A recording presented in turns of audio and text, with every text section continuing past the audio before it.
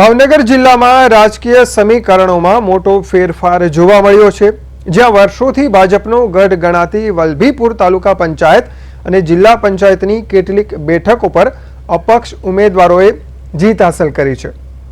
ભાજપથી નારાજ થયેલા કાર્યકરો અને ઉમેદવારોએ બ્રિજરાજસિંહ ગોહિલની આગેવાનીમાં વલભીપુર તાલુકા પંચાયતની કુલ 16 બેઠકોમાંથી 10 બેઠક જીતી સત્તા પર કબજો કર્યો છે, જ્યારે ભાજપને માત્ર 6 બેઠક મળી છે. જિલ્લા પંચાયતની ચમાડી અને પાટણા બેઠકો પર પણ પાનાના નિશાન સાથે બ્રિજરાજસિંહ ગોહિલ અને તેમના પત્ની પ્રિયંકાબા ગોહિલે જીત મેળવી છે.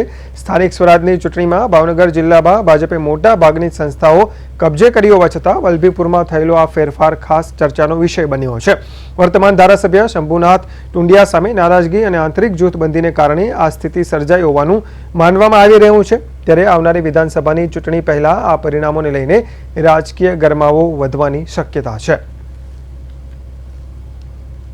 અમે ટોટલ તાલુકા પંચાયતમાં અમારા ટોટલ 13 ઉમેદવાર ચૂંટણી લડતા હતા અને જિલ્લા પંચાયતમાં હું અને મારા ધર્મપત્ની પાટણા જે સીટ છે જિલ્લા પંચાયત ત્યાંથી ઉમેદવારી મેં પોતે કરી હતી અને ચમાડીવાડી જે જિલ્લા પંચાયત છે ત્યાંથી મારા ધર્મપત્ની પ્રિયંકાબા બ્રિજરાજસિંહ ગોહિલ એમને ઉમેદવારી કરી હતી અને ટોટલ નીચે તાલુકા પંચાયતમાં 13, ચમાડીમાં 8 લડતા હતા મારા વાઇફની નીચે અને પાટણામાં મારી નીચે 5 ઉમેદવાર.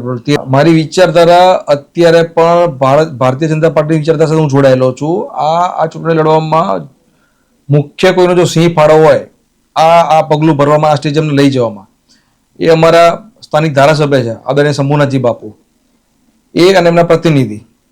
ઘણો બધું ટૂંકમાં 1.5-2 વર્ષથી અમારા વિસ્તારમાં કાર્યકર્તાઓને નહીં કરવાની બધી વસ્તુ એ લોકો કરી છે અને એનું આ પરિણામ છે.